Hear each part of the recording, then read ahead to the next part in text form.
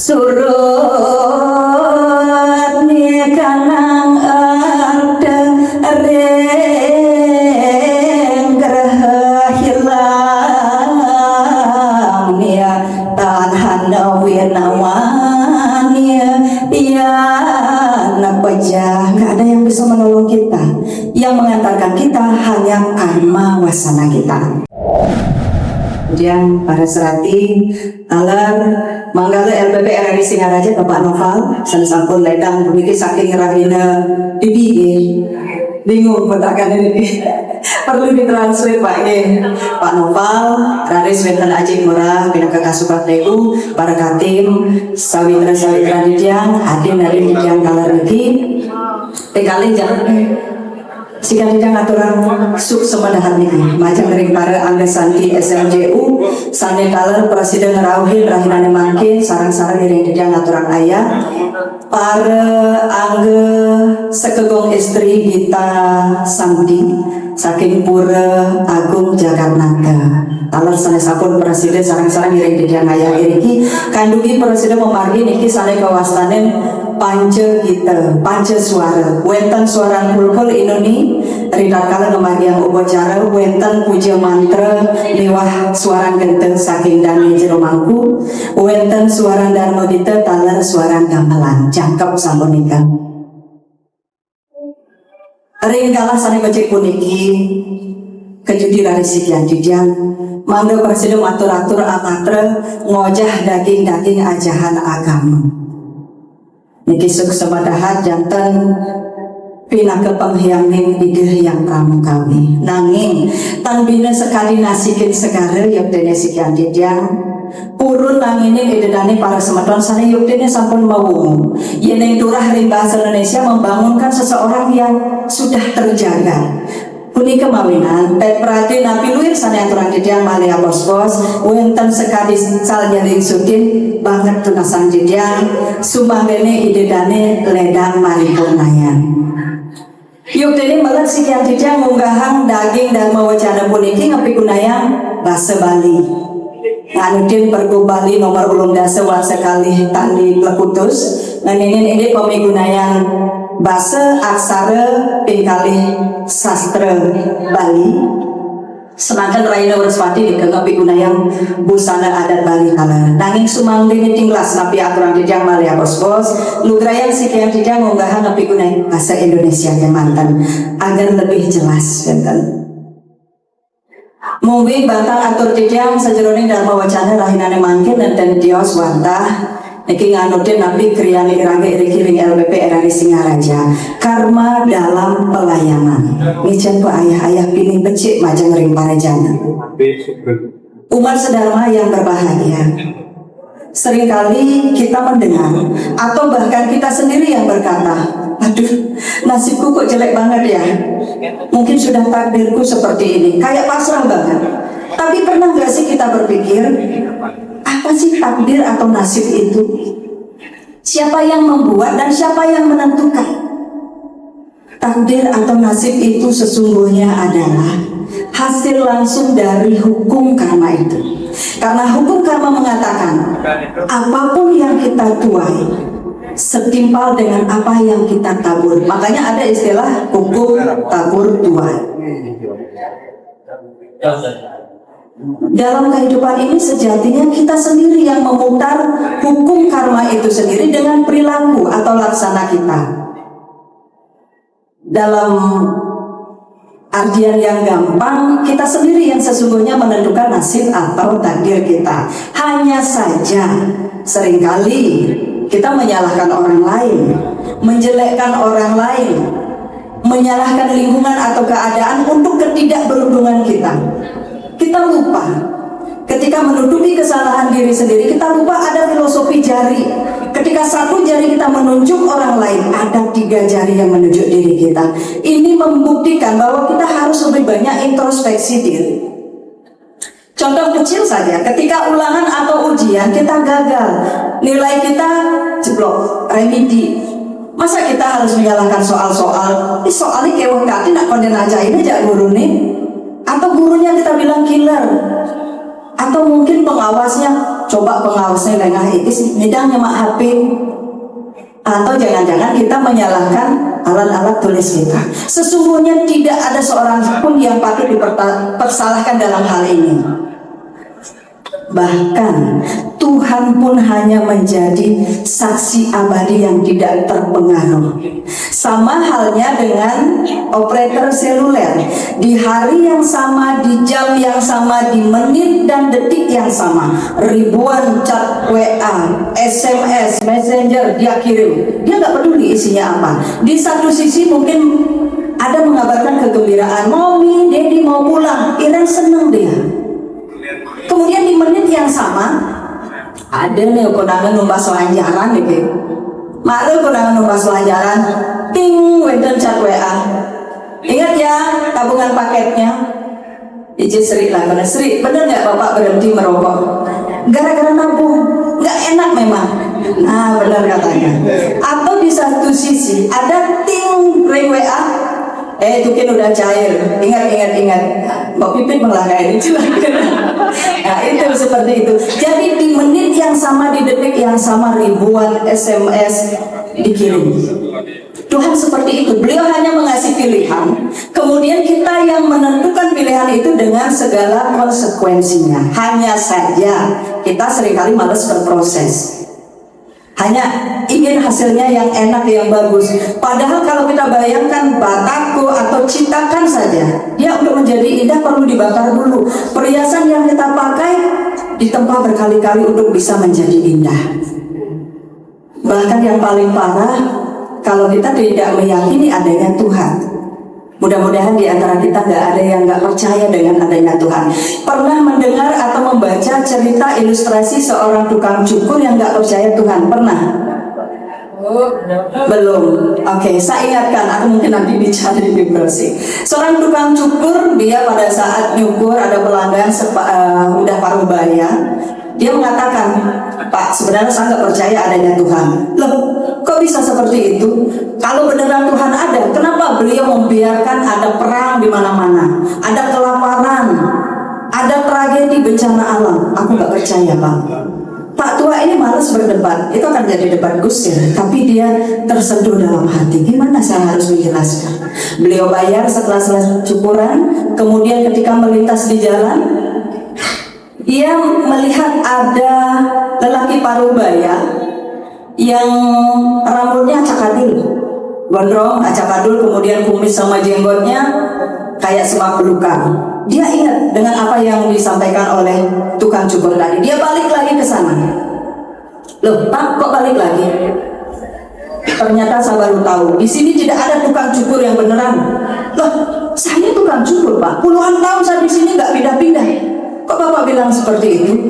Kalau beneran ada tukang cukur, tidak akan ada warga yang rambutnya acak-adul, kumis dan jenggotnya ini seperti semak belukar.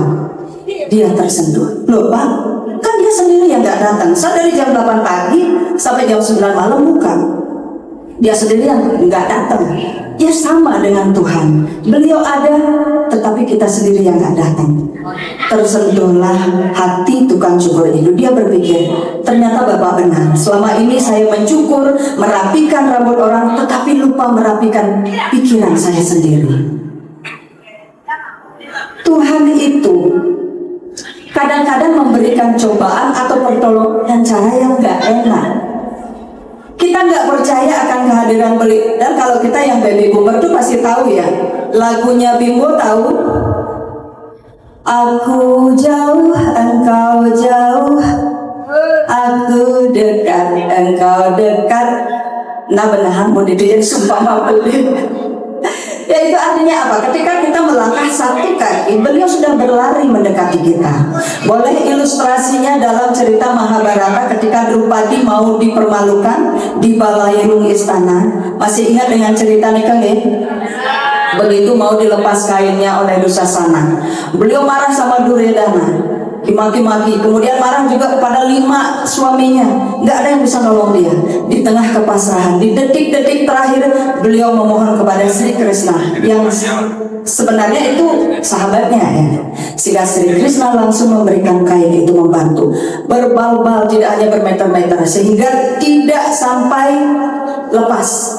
Justru Dusasana yang tepang, kelelahan.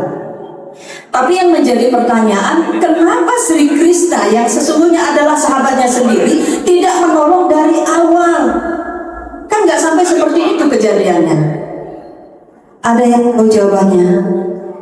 Itu karena Drupad menganggap Sri Krishna masih jauh, nggak ada di sampingnya.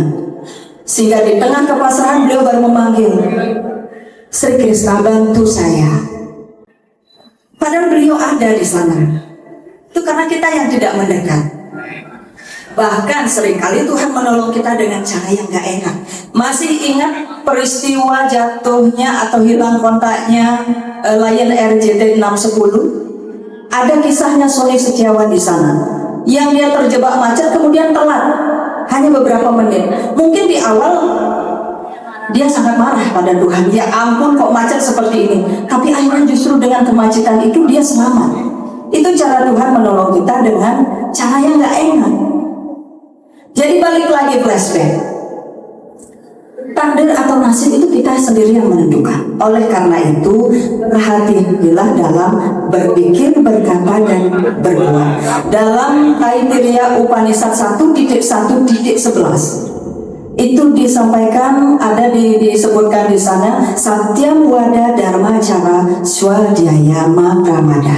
Artinya katakan kebenaran dan lakukan kebajikan. Bahkan dalam Manawa Dharma Sastra juga ditegaskan, Dharmo Raksati Raksipah. Siapapun yang berpegang teguh pada Dharma, dia akan dilindungi oleh Dharma itu sendiri. Karena Dharma di sini bukan berarti kebenaran semata, bisa berarti aturan dan juga kewajiban. Chanakya Niti Sastra mengatakan, siapapun yang senantiasa mengupayakan kebaikan dan kebahagiaan orang banyak, dia akan dilindungi. Dalam berbagai isi Purana juga dikatakan, siapapun yang mengupayakan kebaikan orang lain dalam pelayanan, dia mendapatkan punya. Punya itu artinya kemuliaan, kebaikan, kesejahteraan. Jadi konsep pengamalan ajaran agama tidak hanya melalui meditasi, sembahyang, atau berupacara seperti ini saja. Bekerja dalam pelayanan dengan sikap spiritual itu pun adalah mempunyai nilai yang utama sebagai bentuk pengamalan ajaran agama. Jadi intinya adalah pelayanan, bakti kepada Tuhan melalui pelayanan kepada sesama. Dalam Yajurveda 32.8 itu ada disebutkan, Saatah Protaska Wibuh Brajasu. Tuhan itu terjalin dalam semua ciptaannya, sehingga siapapun yang mampu melihat atau merasakan atma yang sama dalam diri setiap ciptaannya, dan juga menganggap semua umat adalah keluarga, dia orang yang tidak terikat, bebas dari penderitaan. Bahkan dalam Rigveda 10.191 ada konsep Wasudaiwa Kutumbaka, bahwa dunia ini adalah satu keluarga. Itu dipertegas lagi dalam Maha Upanishad yang mengatakan bahwa kita semua ini adalah bersaudara. Ini yang seharusnya memotivasi kita sebagai seorang pelayan publik. Jangan sampai ada pameo. Semasih bisa dipersulit, kenapa harus dipermudah? Jangan sampai ada seperti itu. Umat sedharma yang berbahagia, keyakinan kita kepada hukum karma semestinya menjadikan kita lebih spiritual, lebih berakhlak mulia. Tetapi kenyataan moralitas kita semakin menurun, korupsi merajalela, bahkan kerusakan lingkungan semakin masif. Kita bisa lihat di media sosial setiap hari ya, seperti itu kejadiannya. Lalu mungkin ada pertanyaan, maskah hukum karma itu diyakini? Masih nggak yakin akan hukum karma? Masih yakin apa enggak? Hukum karma akan tetap bekerja, diyakini atau tidak, dilakukan ataupun diabaikan. Selama pikiran kita bekerja menimbulkan reaksi positif dan negatif, maka alam dan unsur-unsurnya akan bekerja menimbulkan reaksi positif dan negatif kepada sang diri. Umat sedharma yang berbahagia, dari apa yang saya sampaikan tadi dapat saya simpulkan bahwa sesungguhnya kita sendiri yang memutar hukum karma itu, dan hukum karma itulah yang menentukan kualitas dan kuantitas kehidupan kita. Mau bahagia, mau menderita, ya karena hukum karma itu sendiri. Gak ada yang bisa menolak dari hukum karma. Mengelak bisa, menolak gak bisa. Contohnya gimana kalau kita menolak? Misalnya kita yang udah mulai kepala ada yang ubanan, kita nolak nih. Kita pakai sumir, kita cabut, bintelun buinana. Itu artinya kita nggak bisa ngelak. Oleh karena itu, mari kita berkarma dalam konsep pelayanan yang tulus ikhlas sebagai wujud bakti kita kepada ide Sang Yang Widiwasa melalui pelayanan kepada Tuhan. Berlomba-lomba untuk menumpuk kebaikan. Karena bekal kita yang paling sejati ketika lulus dari universitas kehidupan ini hanyalah karma wasana, sisa-sisa hasil perbuatan kita. Seperti yang tersurat dalam Kekawin Niki Sastra. Sedang yang niki pengelik serdidang, ojah didang akedik ke ya desken minam singsal. Surut nikanang ada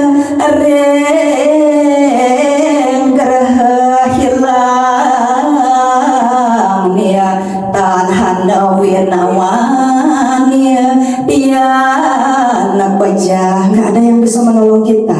Yang mengantarkan kita hanya karma wasana kita. Jadi pelayanan dan penyerahan diri kita secara totalitas itulah sewa atau pelayanan sejati yang paling utama. Penyerahan diri bagaimana? Caranya gimana? Mbak Iren mungkin tahu kalau kita biasanya dulu gaya cat-catannya take care yourself ya. Self itu artinya diri sendiri kan ya. Penyerahan diri secara totalitas. Dalam kata self itu ada akronim SALF, self. S itu adalah simpati, rasa peduli kita. Kemudian E itu adalah equanimity, ketenangan hati, ketenangan batin. Kemudian L itu adalah udah pasti apa? L-nya love, kasih sayang, cinta kasih. Dan F itu adalah fortitude, ketabahan, keuletan diri. Demikian yang dapat saya sampaikan, mudah-mudahan bermanfaat. Always something.